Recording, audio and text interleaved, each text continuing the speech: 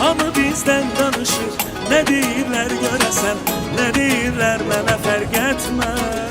Biz əslində bir gün eləyəcəkdik bu konserti. Sadəcə xalqın istəyi, bizə olan sevgisi ona gətirib çıxardı ki, biz iki gün elədik, sonra üçüncü günü də açdıq.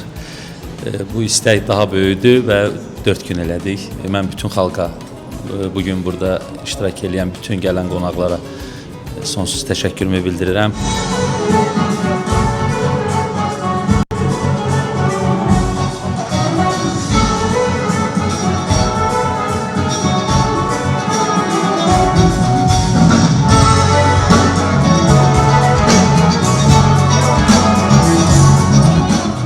Dünyaca məşhur sənətkarımız Emil Əfrasiyabla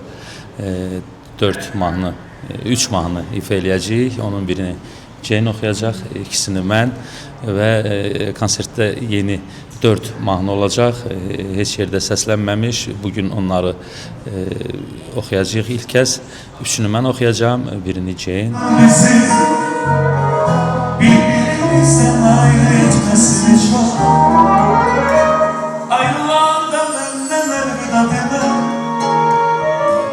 Kucağına düşer sonrayı, öpsün bir an, geçsin zaman, yine seninle bir daha. Və bir neçə mahnım da var ki, onların sözlərində dəyişiklik eləmişik. Biraz pozitiv olacaq sözlər, yəni yeniliklər çox olacaq. Xüsusi mahnı olacaq Unudaram, Gözəlsən, Dəyərmiş bugün paylaşıldı və Ceynin Qəlbim oxuduğu mahnı.